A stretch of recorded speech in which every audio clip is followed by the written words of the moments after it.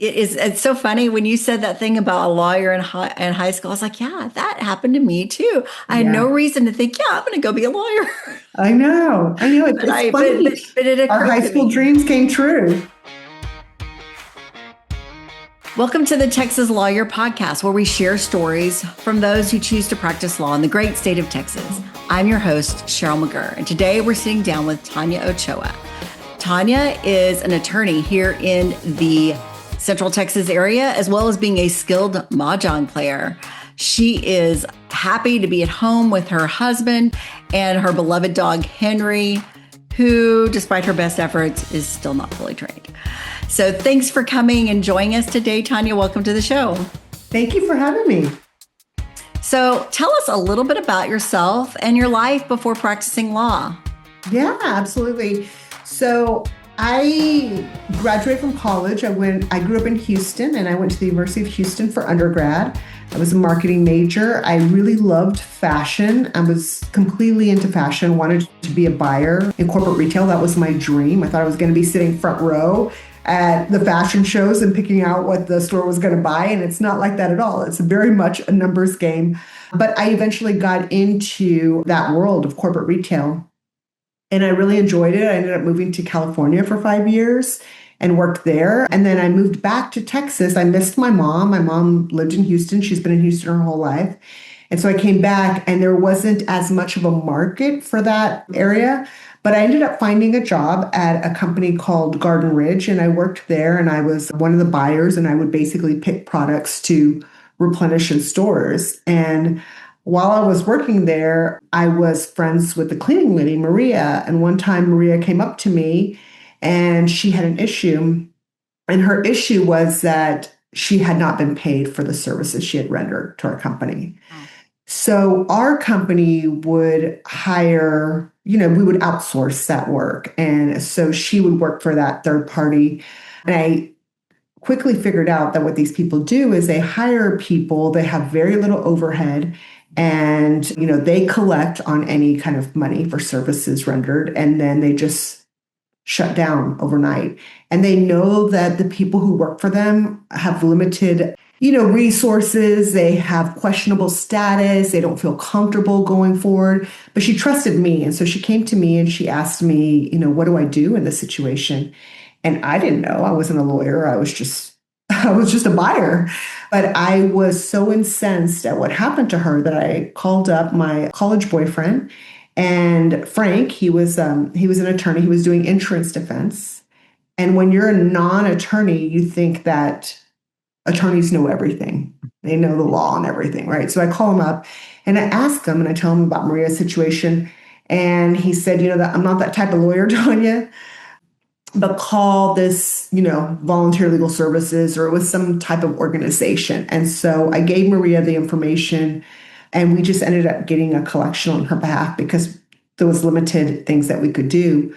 But I remember that situation staying with me. And I think that's when the seed was born. I was so incensed at what had happened to her. And I thought, it's happening to her is probably happening to thousands of others because they know they can get away with this. And so it was just like this little seed that kept growing and growing. And then I eventually looked into potentially going to law school.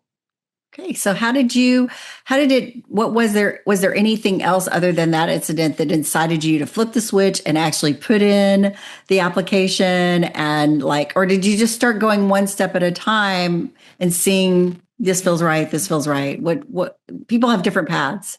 Yeah, so I think in high school, I went to Memorial High School in Houston, and I had this best friend named Dolores. And Dolores and I would always say, we're going to be lawyers together and we're going to grow up and be lawyers. And I don't even know where I got that from because nobody in my family was a lawyer, but we would just talk about that stuff. And I had put that to bed long ago because it wasn't some grand dream of mine. I really wanted to be in fashion. But I think when that incident with Maria happened, it really ignited something in me and it stayed with me. And the more I thought about it, sort of the angrier I became. And I just thought, I need to do something about this. And so again, I called up Frank and I said, I think I want to try to go to law school. And he was like, okay, if you're serious, here's what you do. And he told me exactly what to do. He said, you don't have to do the course, a Barbary course. That's not necessary. He said, just go on eBay, buy some used books, some used practice books, and just take practice tests. He said, just do practice test after practice test for the LSAT.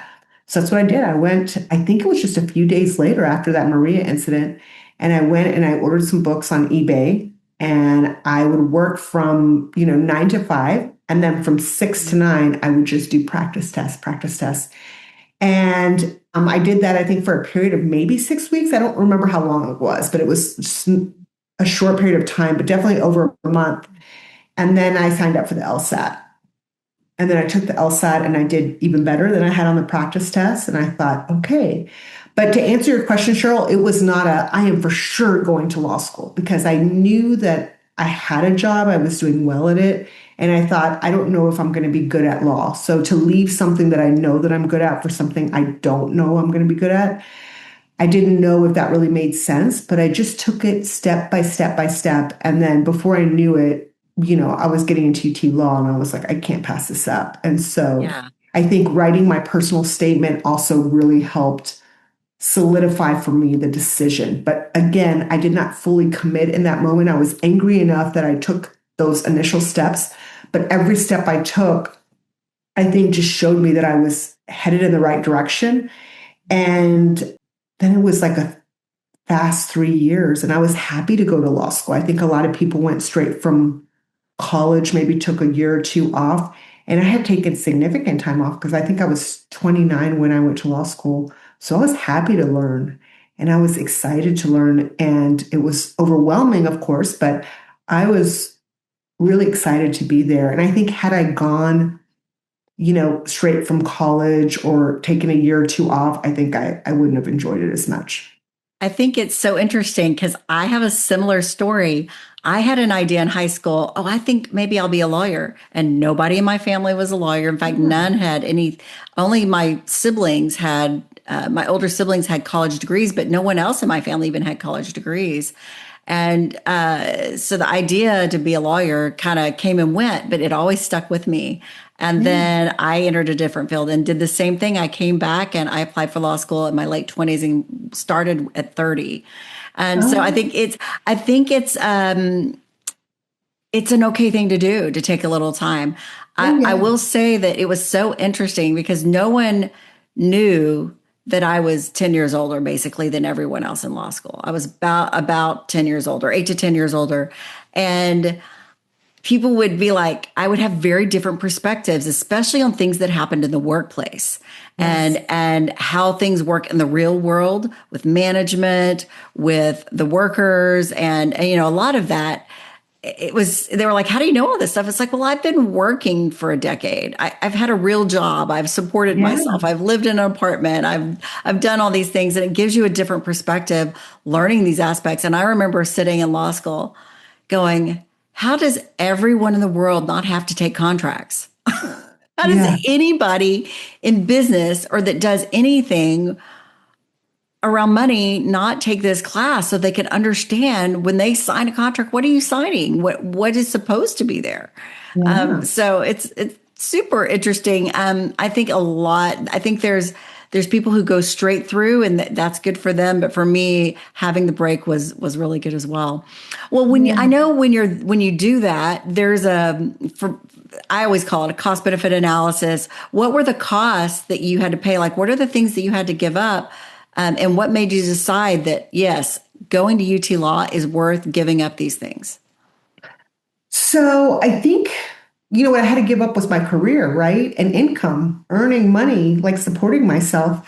And so I think that was the thing I was giving up. And the thing I was gaining, obviously, was an education, an opportunity. And I look back on it and I think, like, I invested in myself. I'm very debt adverse. I'm a very debt adverse person just in general. And I paid my way through college. I worked 2 jobs. I went to school and, that was back in the day when you could pay your way through college. It's a little bit different now.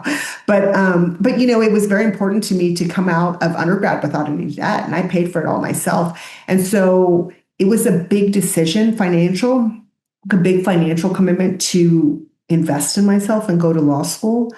So I think that was a cost, but I think ultimately, like I said, all of these signs were pointing in that direction. And so I felt like this was like the right thing to do at this time. So, what would you say was the biggest driving why that pushed you into the law career? I would say the injustice of what happened to Maria. Maria will never know how much she changed my life, but it was that sense of injustice. I felt very, just irate and, you know, just it just dawned on me this is not just Maria's story. This is a story for a lot of other people. But interestingly enough, that would have been more like maybe an employment issue or like an immigration issue that would have helped Maria. But I did not go to law school wanting to do those areas of law. I really wanted to do family law. I thought family law was so interesting. I thought I liked the personal nature of it. And I thought that's what I want to do. I want to be a family lawyer. Well, tell me some of the challenges you faced early on in your legal career. So I would say that when I first graduated from law school, a lot of people are coveting the big firm jobs, and I did a big firm clerkship, and it didn't work out, and it was fine. I don't think I would have been a big firm person, but I think because I was a little bit older, I was in my early 30s at that point. I think a lot of employers probably thought, oh, well, she's going to start having children, and she's going to start, she's not going to be, we're not going to be able to grind her up. And so it was just a different situation. So I ended up getting a job in Houston. And, I think the challenge for me was that I really felt like a fish out of water. I felt like it was day one of school every day, just that nervousness and not knowing what's going on, not understanding things and being scared. So I would say the anxiety that came with knowing how much I did not know, that was, I think, the biggest challenge early on. That's interesting. In my undergrad, I took a couple pre-laws. I wasn't pre-law, but I took a couple law classes. And one of those teachers is who I had write one of my recommendations when you're doing your law school applications. And one thing she said that I had never thought about myself before is that Cheryl knows that there's a lot she doesn't know, and that Yeah. will serve her well. And I never thought about that because, and I think that is also a difference between being 22 in law school and being 30 or 32 in law school. You've learned, oh, there's a lot of things I don't know. I know a lot, but there's a lot more out there I don't know. And that's really important when you're going into law to realize there is so much. You're never going to be able to know everything, but law school is so good at teaching you how to find the answers and how to find the resources for those answers because it's so vital to have connections where you can, like you did with Frank, he immediately told you, well, that's not my area, but Yeah. here's an alternative resource that might help you find that. So Yeah. that's really great. Well, what type of law did you go into early on? So, wait, I got to give a shout out to Frank because not only did he point me in the right direction, but he helped me with my personal statement. He was my biggest cheerleader, I think, and one of the few that I confided in because, like I said, I did not fully commit from day one. It was, the incident with Maria was enough to kind of get the ball rolling. But ultimately, he was one of the few that was really like in the loop in terms of what I was going to do. And then once I was fully committed, everybody knew. So I just have to give a shout out to Frank.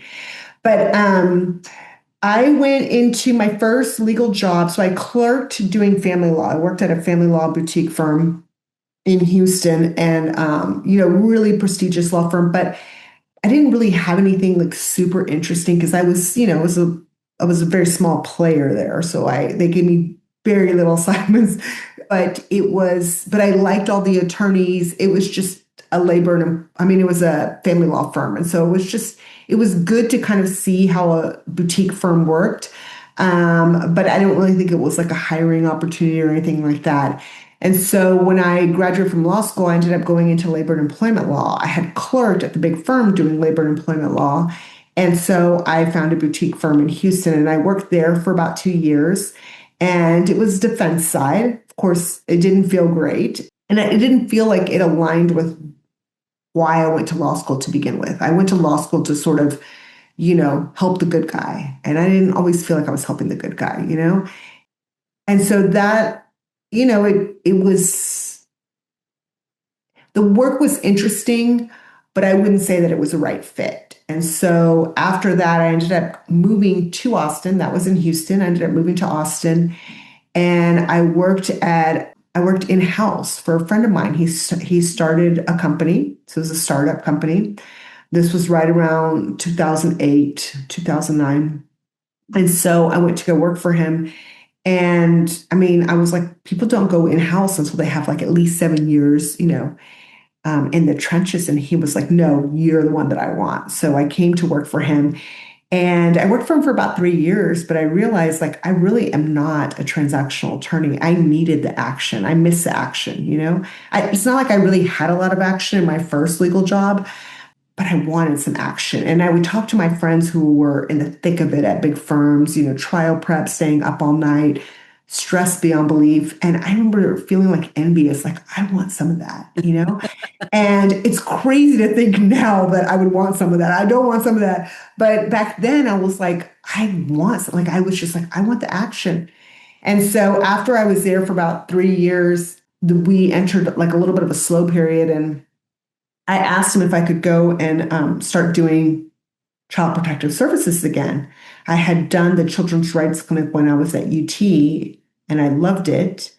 And at the children's rights clinic, you solely represent children in foster care, children involved with child protective services.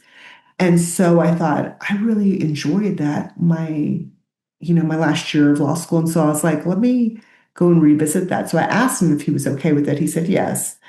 And I did it. And then 6 months later, I left the company, and I started to do that full time. And so what does your practice look like today? So today it looks like a mix of CPS. I practice in several counties. So I do child protective services. I am board certified as a child welfare attorney, and I love it. It's hard work some days, but I think, a lot of days the good has outweighed the bad over the years. I also work part-time for a family law firm. We specialize in representing single moms. We also represent dads too. I think our mission is to help single moms. Can you share with us a few stories about the child welfare cases that you started with, maybe some early wins that really caused it to get its hook in you? Sure. So I had a mom it was a hard case. It wasn't, you can imagine what we see every day as child welfare attorneys. We see drug use, we see domestic violence, we see physical abuse, we see neglect, we see sexual abuse. And, one being the least offensive, 10 being the worst. I thought this case, I represented a mom, and I thought her case was maybe like a 4. And the mom had a child, and that child had a disability. But she was a young mom, and I think she was trying to do her best. She did all her classes. She did everything she needed to do to get her son back. And she got her son back. And then she kind of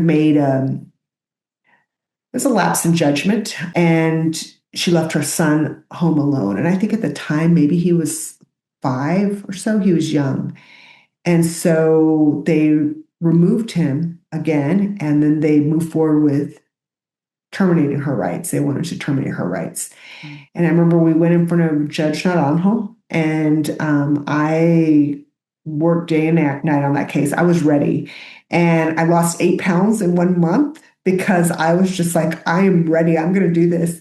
And I was just like a machine. I was uber prepared, and, and I was personally invested in her case because I just felt like, we see 10s, we see 8s, we see 7s all the time. And what she did was not okay, but I don't think we go straight to termination, and not after all the work she's done.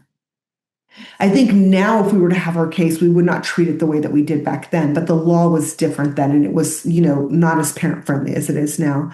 So we go to trial, and at the end, the judge gave her child back immediately. And it is truly a win because she has, since that time period, she has never had another CPS case. And oftentimes what we see these parents, and they have a successful, completion of a CPS case, and then their case comes back again, and then sometimes another time, and then sometimes a third time. So it's it's a little bit of a cycle and it's a little bit of bad choices and it's a little bit of, I mean, it's trauma and it continues on, through the family. But I think with her, she's really like, I really consider her a success story because she never came back. And I'm sure that going through the entire trial and going through all that anxiety and that stress, because if it was stressful for me, I can only imagine what it was like for her. But Right. her going through that, I think, probably really sent her message, such that she didn't want to get on that ride again. Yeah, I can see that. Now, let me ask you just a couple questions. I love Judge Naranjo. I've Love had, her. I don't have a ton of cases in Travis, and she's off the bench now. She's retired, Yeah. but I landed in her court several times. And I loved the way she ran her courtroom, and I had a Yeah. jury trial with her. Well, did you have a bench trial or a jury trial for that? So that one was going to be a jury trial. And, it was a central docket system. And so we ended up getting her, and the DA was like, I'm okay going forward with a bench. I had prepared for a jury trial. It's my first jury trial. Mhm. And that's why I lost the 8 pounds. I but understand. but anyway, so we had a bench trial, and the one thing I knew about Judge Naranjo was that she was a teen mom herself, and it was really exceptional that she had overcome that and become a judge and all this stuff because it's super hard when you're a young mom, and and especially when you're a teenager, you're still growing up, you're still not fully developed. And so I thought this can go really well or or really poorly. And thankfully, she had some compassion for my client, and she gave her a lecture. But I love Judge Naranjo. Yeah. I miss her on the bench. She was Me she was too. great. I loved how she was so intent on making sure that the evidence came out correctly. And I never had another judge do this, but I had a jury trial with her, and she actually allowed the jury to submit questions for the witnesses. Not only would she ask questions of the witnesses, she would Yeah. allow them. And so what she did was she would read the questions, and then we would have a sidebar with the attorneys. We would all come up, and she would say, "I believe this is an appropriate question that I want to ask. After I ask this question, you will be able to follow up with the witness of any questions you have." And sometimes the questions they asked were improper, and she did not ask those. But so she read the question, and the witness answered. And I thought it was what a great way to make Yeah. sure that the jury is hearing what the story actually is. It's so easy as an attorney to kind of get, especially towards the end, to get the blinders on where you're not seeing, you see the issues so clearly that you forget, I've been working on this case for 18 months. Of course, I Right. see the issues clearly, and to be able to stay in line and make sure that the trier of fact hears it too. So Yeah. that's really great that your story is around Judge Naranjo. Yeah, that's if we. I hope our current judiciary in Travis takes note of the legacy that she left and tries to live up to that, because we have a lot of new judges in Travis. So Yeah, far, I've we got good do. experiences, but we've got a lot of new judges. Yeah, Um, definitely. Judge Naranjo was one of the best. Yeah. So, what advice would you give to someone who's interested in becoming a lawyer? I mean, I think the practice has changed a lot, with AI and all these chat GPT. I mean, I feel like clients have more access to information out there, and there's more challenging of your knowledge as an attorney because there's so much accessible information out there. It may be right, it may not be right, but Right. I just feel like there's a lot more clearing that up. I would say the two takeaways that I would tell people are, number one, you have to, if you're going to have longevity in this business, you've got to have some boundaries because I think that the law will always be demanding of your time, always. If I could Yes. work 17 hours a day, a lot of us have enough work to keep us busy 17 Yeah. hours a day. Have you heard the phrase, the law is a jealous mistress? Yes. Yes. I've heard that Yes. phrase recently. Yes, and Yeah. it's so true. And so you have to, I haven't always been good at this, but as I've, grown in my career, I've looked back and I think like I can't get that time back. Like there were so many times that I would just, I was always on call. And you can imagine when child protective services work, it's not a 9 to 5 job. You have emergencies going on all the time. And I would be incredibly responsive, but I would have clients calling me all the time. And a lot of times I would pick up the phone because I felt like if I was in a crisis, I would want somebody to pick up my call. And so I would give them that. But I found that over time, there's no correlation between their appreciation of you and your willingness to help them at all hours. In fact, if anything, setting up boundaries creates more respect. And so time has taught me that, but I would definitely give advice to new attorneys that you have to have boundaries because you'll burn yourself out. Otherwise, there will always be enough work, Yeah. and this is a hard one, but I would say don't take things personally. It's easy to take things personally. If you have a judge who's rude to you, or if you have opposing counsel who is, mean to you, or your client, gets upset with you, or, you're constantly navigating human emotions like all day, every day. Everybody's tired, everybody's cranky. And so a lot of times, and especially when you're litigating really personal issues, it's easy to get sort of swept up in that and take things personally, but you really have to have a healthy distance from it. And I think that's where the boundaries come in again. But I think if you treat it, you go in there, you do your best, and then you leave it there. That is the healthiest thing you can do for both yourself and for your client. That's really a good advice for young attorneys. I want to ask a follow-up question to something you said when you made the choice to go to law school. You were debt-free and you were making a big financial decision to go to law school. I was the same. And it was a hard decision to actually say, okay, I'm going to go into debt to get this done because this is the price of becoming a lawyer is you have to go to law school. So there's a price to pay, and that's the price to pay. You have to go to law school to get in the game. And so do you find, looking back, was it worth it? Absolutely. Yeah. Absolutely. 100%. I really have loved being a child welfare attorney. And I know it sounds weird because when you tell people like I do child protective services, they're like, oh, that's so sad. And it is sad. But I have felt like the system is not without its flaws. We pick on poor people, we pick on people of color. We don't, the department does go after certain families, and it's usually families that don't have access to justice, which is where we come in. But all of these people have a story, and to be able to tell their story and to advocate for them has just been a great honor. And I really enjoyed the work. I really love it. Family law is, kind of its cousin, but in family law, it feels like, it's just a really sad situation because it's, family's breaking up or family is having a really hard time. And so even if you get your client, 50%, 80%, 90% of what they want, it's still a loss at the end of the day. Whereas CPS, it feels like, okay, here's this problem. We need to address it. If you do what you need to do, there's a path to get your kid back. And back in the day, I think before the law really changed, that path for the most part made sense. It was, a parent would work. Now you would have sometimes parents would work really hard, but they wouldn't do 100%. They do 80%, and they would lose their kids. And that feels like an injustice, looking back on it now. But back then the law was strictly applied. And it was, just a very clear path for that parent. And I think post-COVID, a lot of things changed and parents didn't try as hard, and parents just kind of I think there was this collective lack of motivation, I think, on everybody's part.